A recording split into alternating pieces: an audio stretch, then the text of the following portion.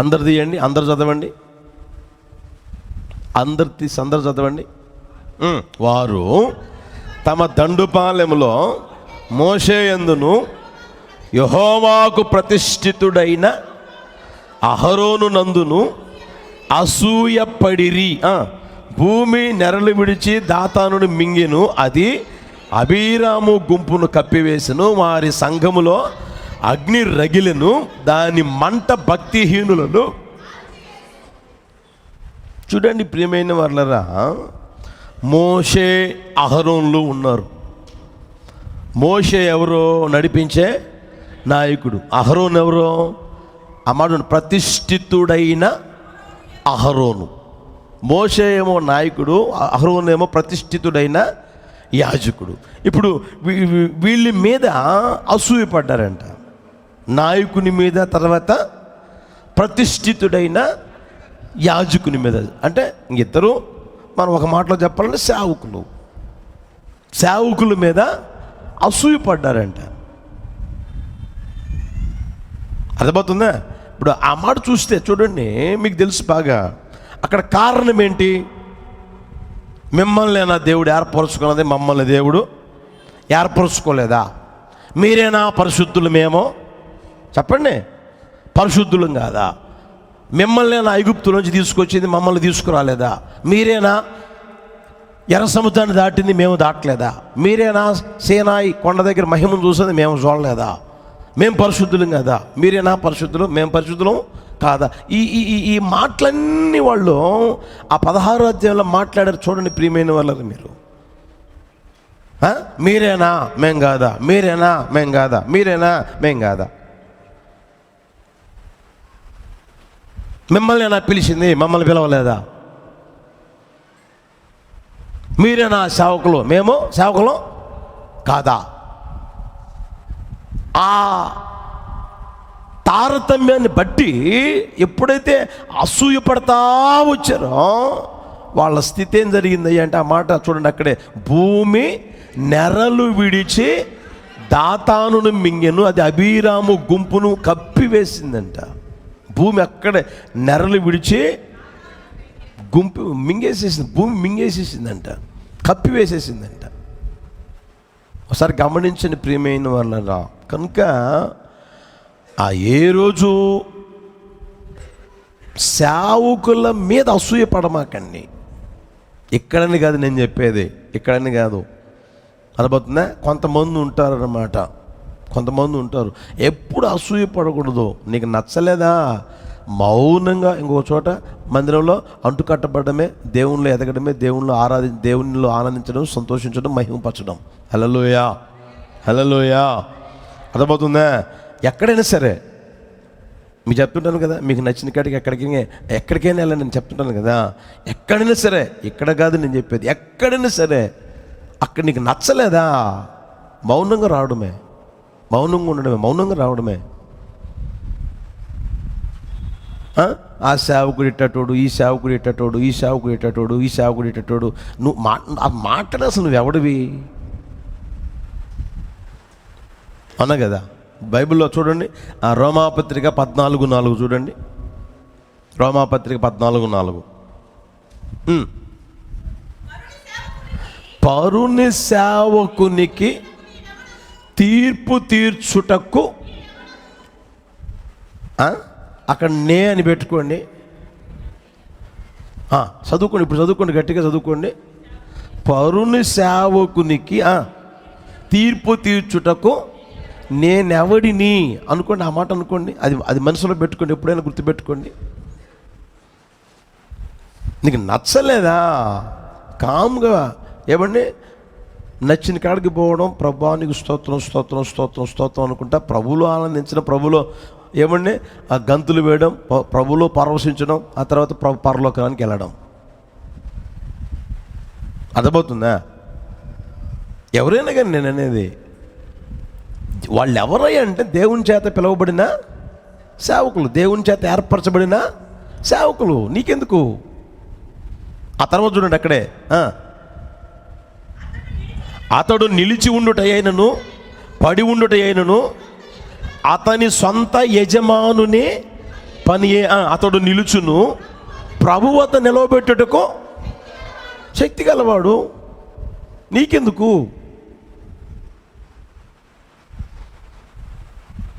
అర్థమవుతుందా? నాకెందుకు? అతడు నిలిచి ఉండుటే ఎన్ను, పడి ఉండుటే ఎవరి చేతిలో ఉంది? అతడు నిలబెడతాడు, దేవుడు అతను నిలబెడతాడు. అందుకు శక్తిమంతుడు ఆయన. ఏ రోజు ఏ సేవకుని గురించి ఎప్పుడు ఎక్కడ మాట్లాడమాకండి.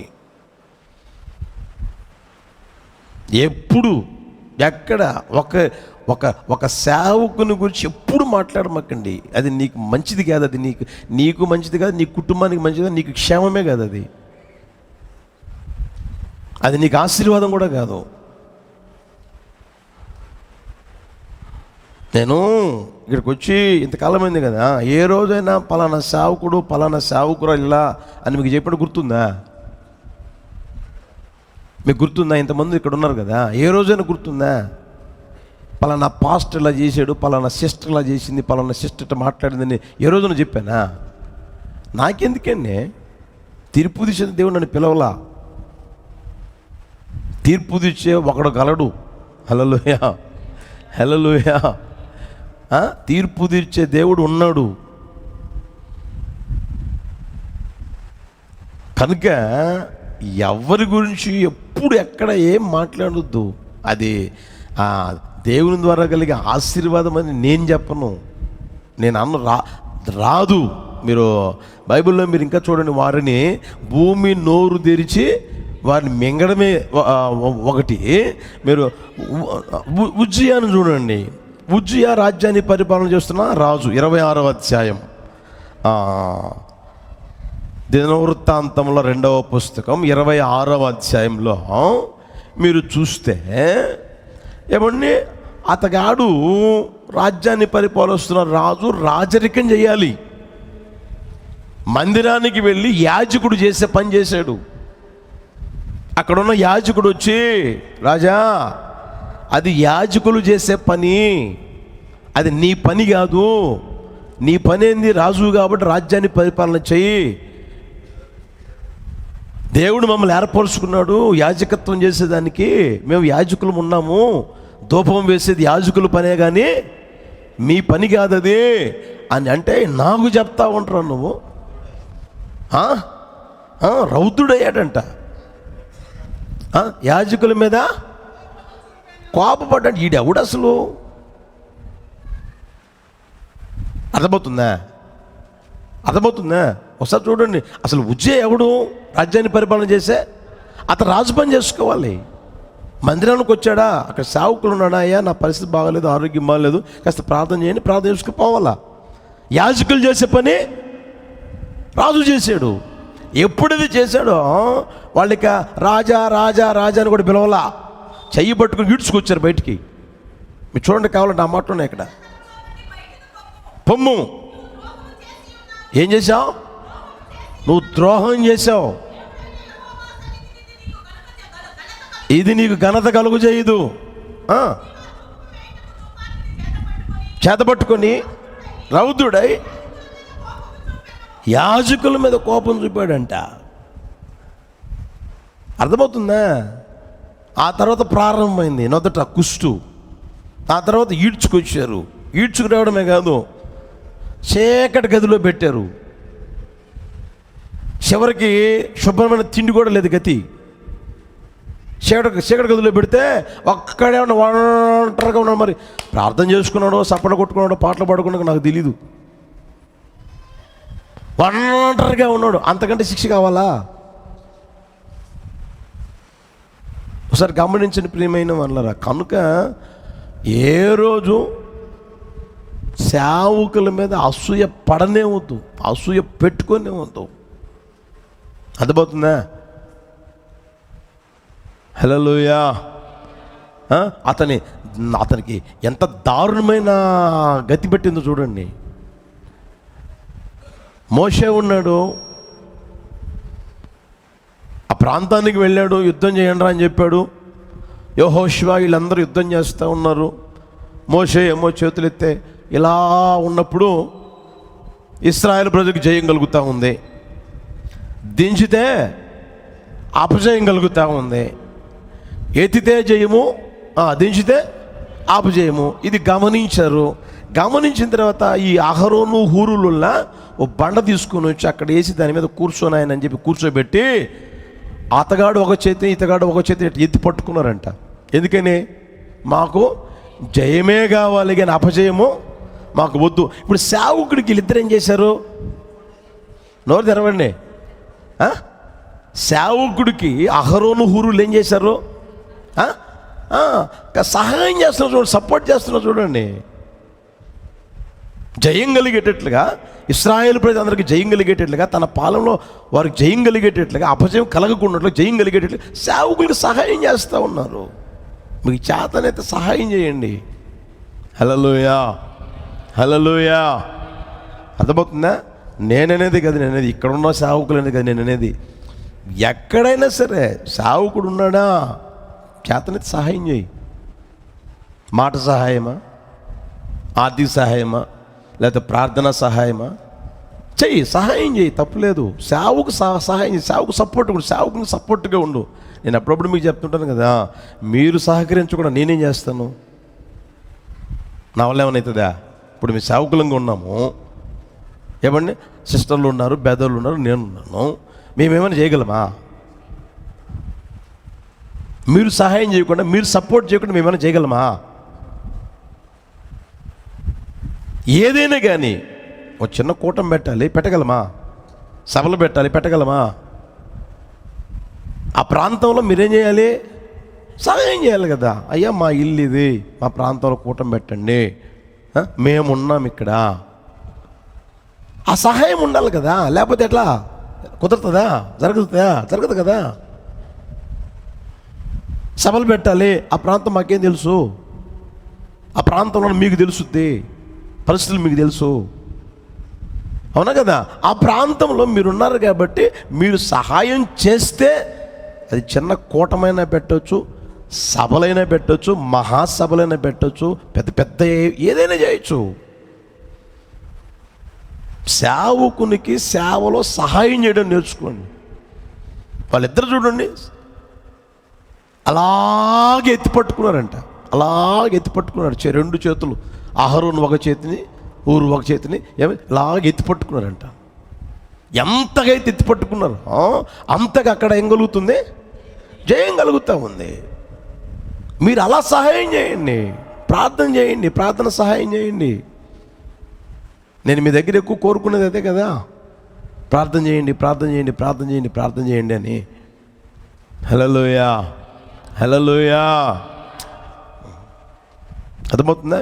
మీకు చాలామంది పరిచయం ఉంటారు. మీ ఇళ్ళ దగ్గర కొంతమంది దగ్గరికి పోతుంటాను కదా, ఇల్లు ఓపెనింగ్ అని పిలిచి మీకు తెలిసిన సేవకులందరినీ తీసుకొని వస్తూ ఉంటారు. నేను వద్దంటాను, ఎప్పుడన్నా వద్దన్నా చెప్పానా? చెప్పలేదే.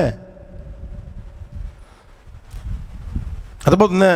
ప్రార్థన చేయండి, వాళ్ళ గురించి ప్రార్థన చేయండి, తప్పేంటి? సేవకులే కదా వాళ్ళు, తప్పేమి లేదు.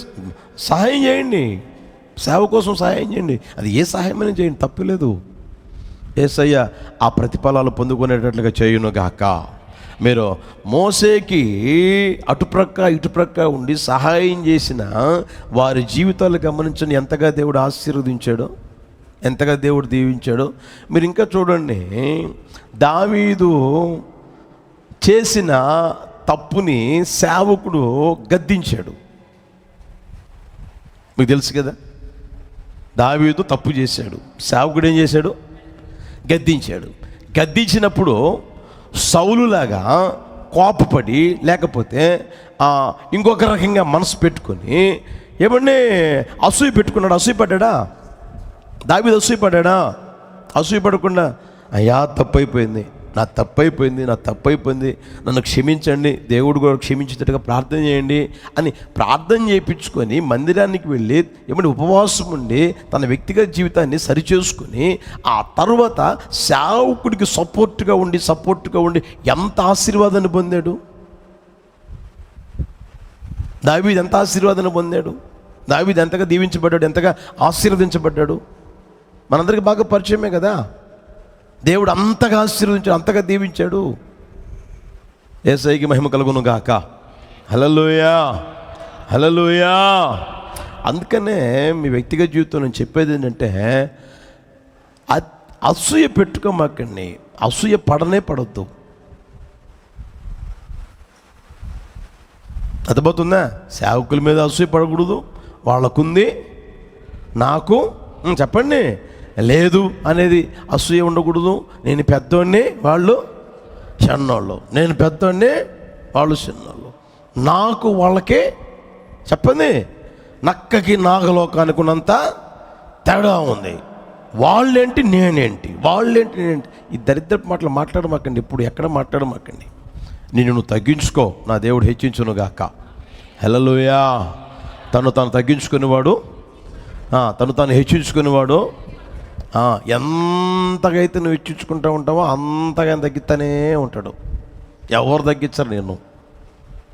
నువ్వు ఎంతగా తగ్గించుకుంటూ ఉంటావో, నేనేంటి, ఏ పాటోడిని, నా పరిస్థితి ఏంటి అని ఎంతగా అయితే తగ్గించుకుంటూ ఉంటావు, దేవుడు అంతగా హెచ్చిస్తూ ఉంటే ఘనపరుస్తూనే ఉంటాడు. హల్లెలూయా.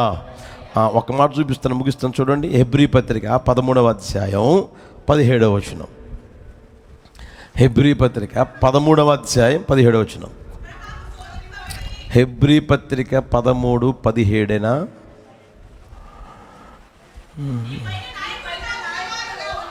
అందరు చదవండి. మీ పైని నాయకులుగా ఉన్నవారు లెక్క ఒప్పజెప్పవలసిన వారి వల్లే మీ ఆత్మలను కాయుచున్నారు. వారు దుఃఖముతో ఆ పని చేసిన ఎడల మీకు నిష్ప్రయోజనము గనుక దుఃఖముతో గాక ఆనందముతో చేయునట్లు వారి మాట విని. హల్లెలూయా. అర్థమవుతుందా? ఆ మాట గుర్తుపెట్టుకొని ప్రియమైన వాళ్ళారా, ఏ రోజైనా సరే మన పైన నాయకులుగా ఉన్నారు. అర్థమవుతుందా? ఇప్పుడు కుటుంబం అన్న తర్వాత కుటుంబానికి చెప్పండి నాయకుడు ఉంటాడు. కుటుంబం అన్న తర్వాత కుటుంబానికి నాయకుడు ఉంటాడు.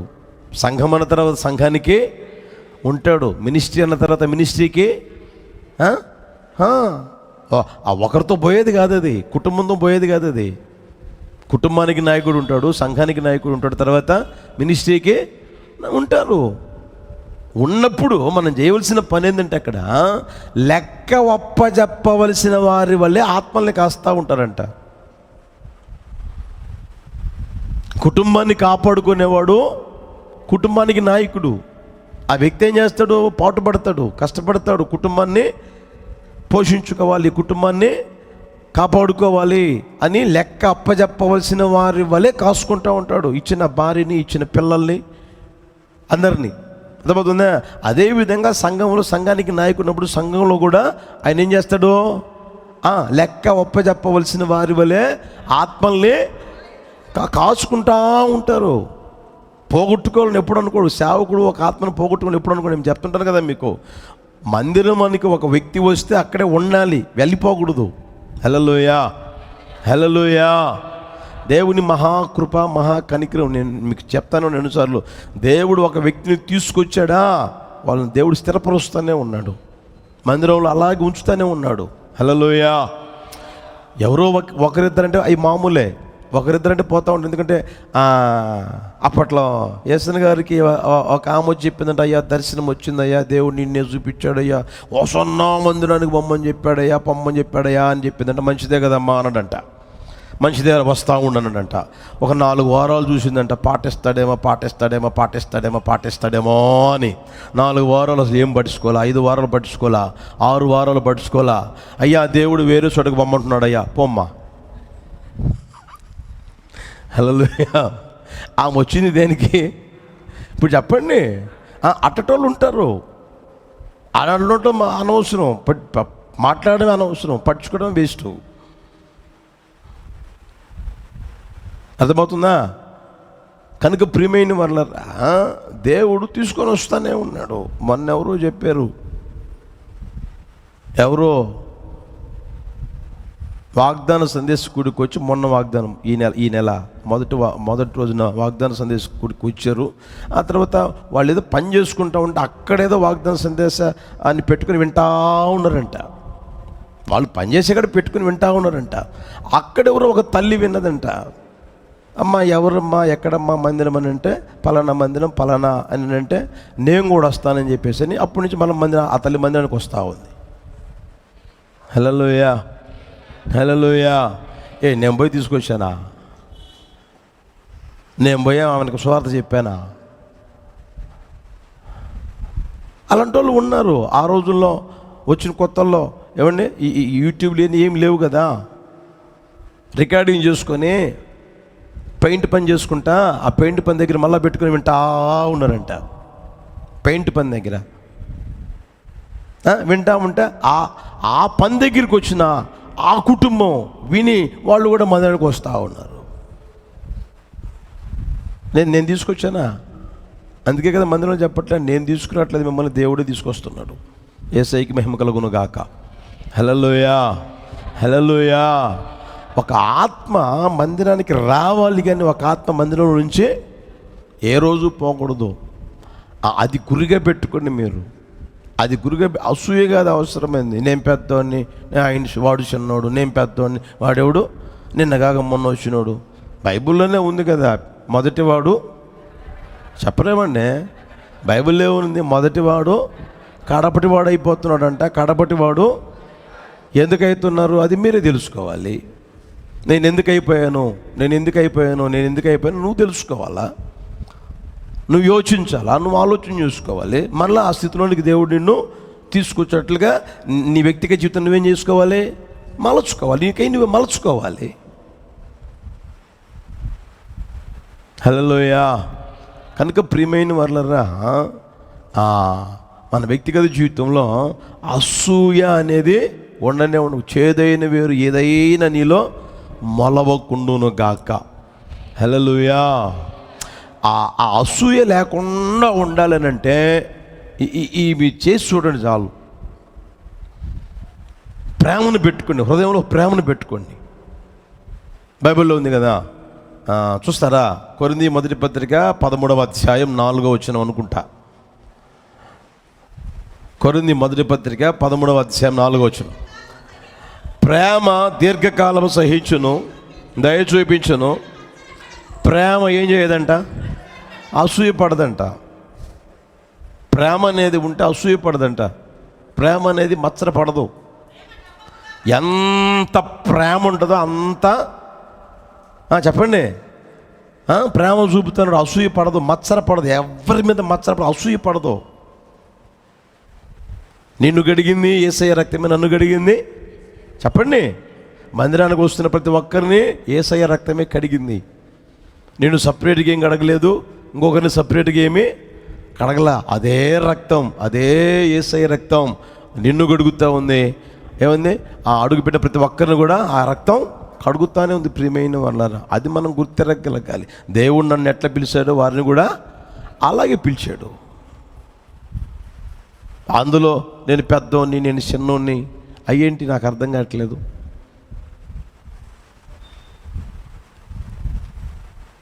ఒకసారి గుర్తెరుగుదుము గాక. చెప్పాను కదా, వాళ్ళకుంది చెప్పండి, నాకు లేదు అని అనుకోకుండా దేవుడు నా పట్ల నియమించిందే నాకు నెరవేరుస్తాడు అని అనుకోండి. అర్థమవుతుందా? దేవుడు నాకు ఇవ్వాలనుకున్నదే నాకు ఇస్తాడు, నాకు చేయాలనుకున్నదే నా చేస్తాడు. అవునా కదా? యోబు అనేది అదే కదా. ఏమంటాడు? ఆయన నాకు నిర్ణయించిన దానిని ఆయన నెరవేరుస్తాడు. ఆ మాట అనుకోండి. వాళ్ళకుంది నాకు లేదు, వాళ్ళకుంది నాకు లేదు, ఇవన్నీ ఎందుకు, ఈ అసూయ ఎందుకు?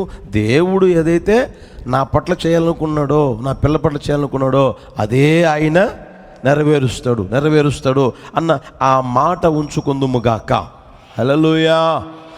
ఆ తర్వాత ప్రియమైన వాళ్ళరా, నీకు ఉండవలసింది తెలిసినా, నీకున్న దాంట్లో నీకు తృప్తి ఉండాలి. దేవుడు నీకు ఇచ్చిన దాంట్లో నీకు తృప్తి ఉండాలి. ఆ మధ్య ఎవరు ఒక ప్రొఫెసరు ఒక అర్థం చెప్పాడు. తృప్తి అంటే అర్థం ఏంటి తెలిసిన? ఇంకొంచెం కావాలి. ఏంటంట చెప్పండి. తృప్తిగా ఉండడము అంటే అర్థం ఏంటంటే ఇంకొంచెం కావాలి, ఇంకొంచెం కావాలి, ఇంకొంచెం కావాలి, ఇంకొంచెం కావాలి. ఆ మాట కాకుండా ప్రభువా ఇచ్చింది ఇదిగో ఇంతవరకు ఇచ్చావు, ఈరోజు ఇంతవరకు ఇచ్చావు చాలు, ఈరోజు ఇంతవరకు ఇచ్చావు చాలు, ఈరోజు ఇదిగో ఈ స్థితిలోకి తీసుకొచ్చావు ఇది చాలు, ఈరోజు ఈ స్థితి ఇచ్చావు అలాగే ఉంచడు కదా దేవుడు. ఉంచుతాడా? ఉంచడు కదా. నువ్వు పుట్టినప్పుడు ఎలా ఉన్నావు, ఇప్పుడు ఎలా ఉన్నావు? పుట్టినప్పుడు 3 ఉన్నావు, ఇప్పుడు 6 అడుగులకు వచ్చావు. అలాగే ఉంచడు కదా దేవుడు. కనుక ప్రియమైన వాళ్ళరా, మన జీవితంలో ఆ మాట ఉంచుకుందాము గాక. హల్లెలూయా, హల్లెలూయా. అసూయ పనికిరాదు, దేవుని బిడ్డలకు పనికిరాదు. శరీర సంబంధమైన కార్యం, శరీర సంబంధమైన మనుషులుగా మాట్లాడే ఆ మాటలు ఉంటాయి, ఆ స్థితి ఉంటుంది. మనుషు రీతిగా నడుచుకునే ఆ పరిస్థితులు ఉంటాయి. ప్రియమైన వాళ్ళ మనం మనుషు రీతిగా నడుచుకునే దానికి ప్రభువు నమ్ముకోలేదు, కానీ ప్రభు వలె మనం మారగలిగేటట్లుగా ప్రభు కృప చూపును గాక. హల్లెలూయా. ఈ మాటలు ఒకరు గుండెలు నిరుకట్టి ఫలింపు చేయును గాక. ప్రార్థన చేసుకుందామా? లేచినబడండి, ప్రార్థన చేసుకుందాం.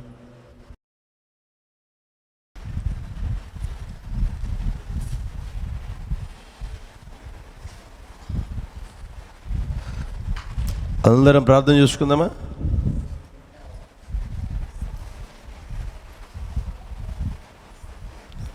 హల్లెలూయా, హల్లెలూయా, హల్లెలూయా. ఆకాశపు చేతులెత్తి ఒక్క క్షణం ప్రార్థన చేసుకుందాం.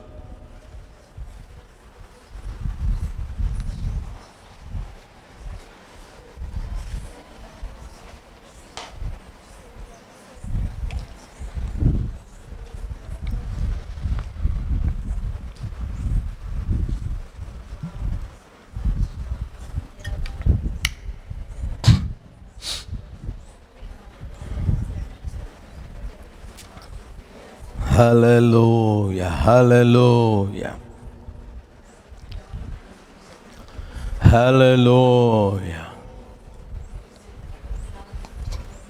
అందరం ప్రార్థన చేసుకుందాం. విన్న వాక్యాన్ని బట్టి నీకే నీవే ప్రార్థన చేసుకో. ఒకవేళ అసూయపడి అసూయను ఉంచుకొని శరీర సంబంధమైన మనుషు రీతిగా నడుచుకునే వ్యక్తిగా మారావా? యేసు ప్రభు రక్తం చేత నువ్వు కడగబడ్డావు, బాప్తిస్వం పొందావు, పరిశుద్ధాత్మ చేత నింపబడ్డావు. సహోదరుడా, సహోదరి, ప్రభువు నీ జీవితంలో ఉన్నతమైన స్థితిని ఇచ్చాడు, స్థానాన్ని ఇచ్చాడు. అది నువ్వు కాపాడుకొని నడిపించబడే స్థితిలోనికి రావాలి.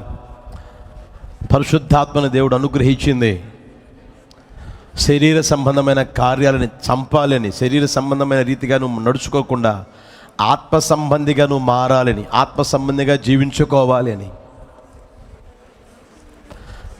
ఆలోచించి ఆత్మ సంబంధిగా మారావా? ఆత్మ సంబంధిగా జీవించగలుగుతున్నావా? నేను ఆత్మ సంబంధిని అని చెప్పుకొనగలిగే ఆ మనస్సాక్షి కలిగిన జీవితం జీవించగలుగుతున్నావా? ప్రార్థన చేసుకో, తీర్మానంతో ప్రార్థన చేసుకో. నీ స్థితిని ప్రభువుతో చెప్పుకో చాలు. నీ పరిస్థితి ఏదో ప్రభుతో చెప్పుకో. అందరితో నీకు అనవసరం, అందరు కాదు, నీ స్థితిని ప్రభుతో చెప్పుకో. ప్రైజ్ హల్లెలూయా. ప్రభువేమో నువ్వు ఎదగాలని ఆశపడతా ఉన్నాడు. ఎదగాలని ఆశపడి ఆయన అంటాడు, అసూయను మాన్రా అంటాడు. అసూయ నీలో ఉంచుకోమాక, అసూయ పడమాక, అసూయ నీలో ఉండకూడదు అంటాడు ఆయన. మానేసేయి. ఒకవేళ ఈ రోజు వరకు అసూయ పడుతున్నావా? అసూయని గురించి ప్రభువు చెప్పాడు కదా, అసూయ ఉండడం మంచిది కాదు అని చెప్పాడు కదా. మానేసేయి, మానే. నా దేవుడు కొండ మీద కట్టబడిన పట్టణం వల్ల నిన్ను తీర్చిదిద్దును గాక.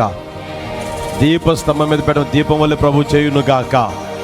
అందరికి వెలుగుమయంగా ఉంచును గాక.